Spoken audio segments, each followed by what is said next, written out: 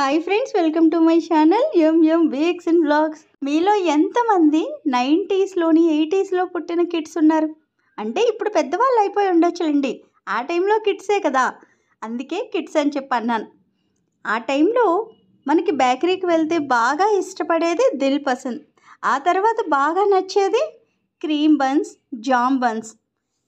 మీలో ఎంతమందికి cream buns అంటే ఇష్టం? కిందన కామెంట్ చేసి తప్పకుండా చెప్పండి.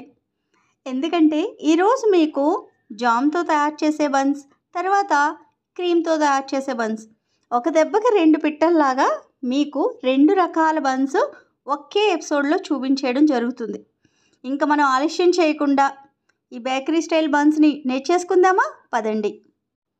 ఫస్ట్ ఒక జల్లెడ పెట్టుకొని దాంట్లో మైదాని యాడ్ చేసుకోండి. మైదా ఇక్కడైతే నేను 250 గ్రాములు అని చెప్పాను, కానీ ఇంకొక 25 గ్రాములు ఎక్స్ట్రాగా పెట్టుకోండి. ఎందుకంటే ఒకవేళ అది మీకు తడితడిగా అయినా, లేదు అంటే కొద్దిగా పొడిపిండి జల్లుకొని మనం నీడింగ్ చేయవలసి ఉంటుంది. అందుకే కొద్దిగా ఎక్స్ట్రాగా పక్కన పెట్టుకోమని చెబుతున్నాను. ఇప్పుడు ఇందులోని షుగర్ని యాడ్ చేసుకోండి. షుగర్ పౌడర్ అయితే కాదు, నార్మల్ షుగర్ని నేను యాడ్ చేస్తున్నాను. తర్వాత ఈస్ట్ని కూడా యాడ్ చేసుకోండి. డైరెక్ట్గానే యాడ్ చేసుకోవాలి. నేను యూజ్ చేసే ఈస్ట్ అది కింద డిస్క్రిప్షన్లో లింక్ ఇస్తాను, ఒక్కసారి చెక్ చేయండి. తర్వాత కొద్దిగా రుచికి తగినట్టుగా సాల్ట్ని యాడ్ చేశాను. ఆ తర్వాత అన్సాల్టెడ్ బటర్ని కూడా యాడ్ చేసుకొని గోరువెచ్చగా ఉన్న పాలును కూడా మీరు యాడ్ చేసుకోవాలి. ఇక్కడ నేను ఎంఎల్లో చెప్తున్నాను, మీరు అదే విధంగా తీసుకోండి. తర్వాత కొద్దిగా గోరువెచ్చగా ఉన్న నీళ్ళను కూడా యాడ్ చేసుకోండి. ఇప్పుడు మొత్తం మిశ్రమాన్ని అంతా మీరు చేత్తో కలుపుకోండి. ఒకవేళ మీ దగ్గర బీటర్ ఉందనుకోండి, ఆ బీటర్ బ్లేడ్స్తో పాటు ఇటువంటి బ్లేడ్స్ కూడా మనకి ఇస్తారనమాట.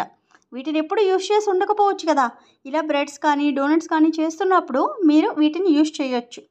మీరు నార్మల్గా ఇంట్లో చపాతీ చేసేటప్పుడు కూడా వీటిని పెట్టుకొని మీరు నీట్ చేసుకోవచ్చు.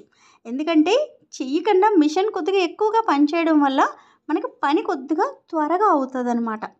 ఇప్పుడు ఈ విధంగా మొత్తం అంతా కలిసినట్టుగా కలుపుకొని తర్వాత చెయ్యి సహాయంతో ఇంకా బాగా నీట్ చేయండి.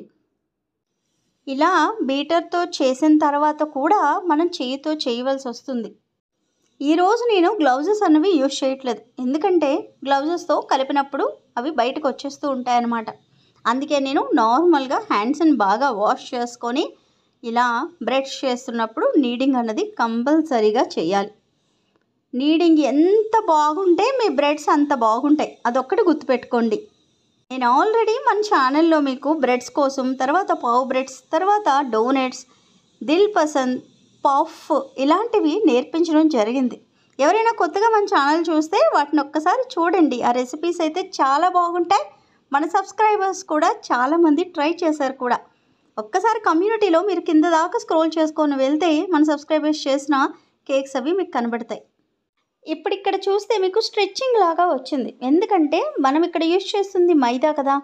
కొద్దిగా వాటర్ శాతం కానీ ఎక్కువైనా సరే మనకు కలిపేటప్పుడు చేతికి అంటుకున్నట్టుగా ఉంటుంది. అప్పుడు మీ దగ్గర ఉన్న మైదా కొద్దిగా లూజ్ ఉంచుకోమని చెప్పాను కదా, దాన్ని కొద్దిగా జల్లుకుంటూ మీరు నీట్ చేయొచ్చు. ఈ విధంగా మనం కలుపుతూ ఉండాలి. ఇలా ఎంతసేపు వరకు కలపాలి అని చెప్పి ఇప్పుడు చాలామందికి డౌట్ వస్తుంది. మన చేతికి అంటుకోకుండా ఉన్నంత వరకు మీరు నీడింగ్ అన్నది చేస్తూ ఉండాలి. నాకు ఈ విధంగా చేతికి ఎక్కడ అంటుకోకుండా డవ్ అయితే రెడీ అయిపోయింది. ఇప్పుడు దీన్ని ఒక్కసారిగా టై చేస్తున్నాను, అంటే కొద్దిగా భాగాన్ని లోపలికి మడుస్తున్నాను అనమాట. ఈ విధంగా చూస్తున్నారా?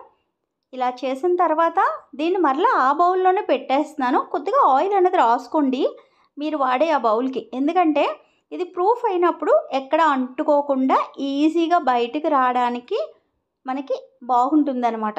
అలా అని ఎక్కువ రాయొద్దు, ఒక 2 డ్రాప్స్ మాత్రమే రాసి ఆ పైన కూడా కొద్దిగా ఆయిల్ అనేది అప్లై చేసుకొని ఇప్పుడు దీని మీద ఏదైనా టవల్తో క్లోజ్ చేయండి. లేదు అనుకోండి, నార్మల్గా మనం ప్లేట్ ఉంటుంది కదా, బౌన్ చేసే ప్లేట్, దాంతో అయినా సరే కవర్ చేయొచ్చు. గాలి ఎక్కడ లోపలికి వెళ్ళకుండా చూసుకోండి. ఇప్పుడు చూస్తారా, నేను క్లాత్ తీసేసి కూడా పెట్టుకోవచ్చు అని చూపిస్తున్నాను. ఇలా ప్లేట్ నార్మల్గా పెట్టుకోవచ్చు, లేదు అంటే క్లాత్ పెట్టుకొని దాని మీద ప్లేట్ కూడా పెట్టుకోవచ్చు. ఇది మీరు ఏ విధంగా చేసినా సరే ఒక్క విషయం గుర్తుపెట్టుకోండి, లోపలికి గాలి వెళ్ళకూడదు. ఒక 1 అవర్ దాకా పక్కన పెట్టేయండి. దీన్నే ప్రూఫింగ్ అంటారనమాట. కొన్నిసార్లు హాఫ్ అన్ అవర్కే ప్రూఫింగ్ అయిపోతుంది. ఇది ఎంత మన వాతావరణాన్ని బట్టి ఉంటుంది. మీకు అక్కడ వేడిగా ఉందనుకోండి, మీకు ఒక అరగంటకే మనం పెట్టిన ముద్ద కన్నా డబల్ త్రిబుల్ అయిపోతుంది. ఈ విధంగా చూస్తున్నారా ఎంత పర్ఫెక్ట్గా ప్రూఫ్ అయిందో. మీరు కావాలంటే మనం ప్రూఫ్ చేసినప్పుడు ఒక్కసారి ఆ క్లిప్ చూడండి, అయిన తర్వాత క్లిప్ చూడండి ఎంతవరకు పొంగిందో. చాలా అంటే చాలా సూపర్గా పొంగిందనమాట. ఇదంతా ఎప్పుడవుతుంది, మీరు బాగా నీడ్ చేస్తే మాత్రమే ఇలా మనకి ప్రూఫ్ అవుతుంది అనమాట. ఇప్పుడు దీన్ని మనం ప్రెస్ చేసి మళ్ళీ నార్మల్ కండిషన్కి తెచ్చేసాం అనమాట. ఇప్పుడు దీన్ని ఈ విధంగా మరీ ఎక్కువ నీడ్ చేయొద్దు, నార్మల్గా మీరు ఈ విధంగా నీడ్ చేసుకోండి. ఇప్పుడు దీన్ని మనం డివైడ్ చేసుకుందాం. ఇప్పుడు మీరు మీ కిచెన్ ప్లాట్ఫామ్ని బాగా క్లీన్ చేసేసుకోండి. చేసుకొని దాని మీద కొద్దిగా మైదాని స్ప్రింకిల్స్ లాగా చేసుకోండి. తర్వాత దాని మీద ఇలా మనం ఏదైతే నీట్ చేసి పెట్టుకున్నామో ఆ డౌన్ పెట్టుకోండి. ఇక్కడ మీరు ఈ మొత్తం బ్రెడ్ అంతా ఒకేసారి మీరు బేక్ చేసేస్తానంటే చేసుకోవచ్చు. లేదు ఇక్కడ నేను చూపిస్తున్నట్టుగా 2 ఫ్లేవర్స్ తయారు చేయాలి అనుకుంటే మీరు ఈ డౌని 2 భాగాలుగా డివైడ్ చేసుకోండి. నేను మీ అందరికీ 2 భాగాలుగా డివైడ్ చేసి చూపిస్తున్నాను, ఎందుకంటే నేను 2 ఫ్లేవర్స్ తయారు చేస్తానని చెప్పాను కాబట్టి. లేదు అంటే మొత్తం ఇదంతా చేసేస్తే ఇంకా పెద్ద బ్రెడ్గాను మనకి కనబడుతుంది అనమాట. ఈ బ్రెడ్ తయారు చేయడానికి మీ దగ్గర కుక్కర్ ఉన్నా సరే తయారు చేసుకోవచ్చు. లెసన్ నెంబర్ 3లో నేను కేక్ బేక్ చేసి చూపించాను కదా కుక్కర్లో, సేమ్ అలాగే మీరు ఆ కేక్ ప్లేస్లో మీరు ఈ బ్రెడ్ని పెట్టుకుంటారు. సేమ్ యాజ్ టీజ్గా పెట్టుకోండి. మీకు చాలా అంటే చాలా పర్ఫెక్ట్గా బ్రెడ్ అనేది మన కుక్కర్లో కూడా రెడీ అవుతుంది. సేమ్ ప్రాసెస్, సేమ్ టైమింగ్స్ అన్నమాట. ఇక్కడ మీరు చూస్తున్నారా, నేను ఈ విధంగా దీన్ని రౌండ్గా చేసుకున్నాను. ఇప్పుడు మనం చపాతీ చేసుకునే ఉంటుంది కదా రోలర్, దాన్ని తీసుకొని రౌండ్గా చేసుకోండి. ఇక్కడ సైజ్ అన్నది మీ ఇష్టం. మీ అవన్ ఎంత పెద్దది అన్నది చూసుకొని మీరు సైజ్ అన్నది పెంచుకోవచ్చు. లేదు మాది చిన్నదే అంటే మీరు చిన్న సైజు లాగా చేసుకోవచ్చు. లేదు ఒకటి బేక్ చేసి మరొకటి తర్వాత చేస్తాను అంటే ఆ రెండో బ్రెడ్కి క్లింగ్ ర్యాప్ వేసేసి బయటనే ఉంచుకోండి. ఇది బేక్ అయిన తర్వాత దాన్ని బేక్ చేసుకోండి. మీరు ఒకటి గమనించాలి, నేను చేసే కేక్స్ అన్నీ హోమ్మేడ్ స్టైల్లోనే నేర్పిస్తాను. అదేవిధంగా బ్రెడ్స్ కూడా హోమ్మేడ్ స్టైల్లోనే నేర్పిస్తున్నాను. ఎక్కడ కెమికల్స్ అన్నవే యూజ్ చేయకుండా ఇంట్లో ఉన్న వాటితోనే ఏ విధంగా తయారు చేసుకోవచ్చు ఈజీ పద్ధతిలో అన్నది మీకు నేర్పించడం జరుగుతుంది నా ఛానల్ రూపంలో. బయట దొరికే బ్రెడ్స్లోని చాలా మటుకు ఇంప్రూవర్స్ యాడ్ చేస్తారు.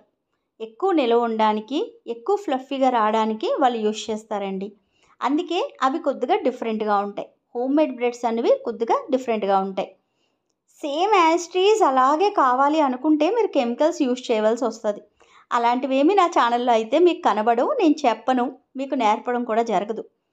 కాబట్టి చాలామంది కిందన కామెంట్ చేసి అడుగుతూ ఉంటారు, నేను ఇది వేయినా అది వేయినా అని.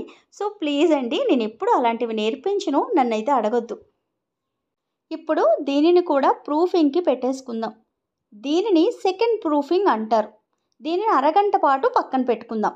ఫస్ట్ ఇది ఎంతసేపు పెట్టాను, 1 అవర్ పాటు పెట్టాను. రెండవది హాఫ్ అన్ అవర్ పాటు పెట్టాను. ఇలా బ్రెడ్స్ని ప్రూఫింగ్ అనేది కంపల్సరీగా చెయ్యాలి, అప్పుడే మనకి కరెక్ట్గా వస్తాయి అన్నమాట. ఇప్పుడు చూసారా ఎంత బాగా పొంగిందో, దగ్గర పెట్టి చూపిస్తున్నాను చూడండి. దీన్ని నొక్కకండే, అంటే ఇలాగా కన్నాలు పెట్టడం అలాంటివి చేయొద్దు. ఇప్పుడు దీని మీద మిల్క్ వాష్ చేయండి, అంటే పాలను తీసుకోండి, బ్రష్ సహాయంతో ఈ విధంగా అప్లై చేసుకోండి.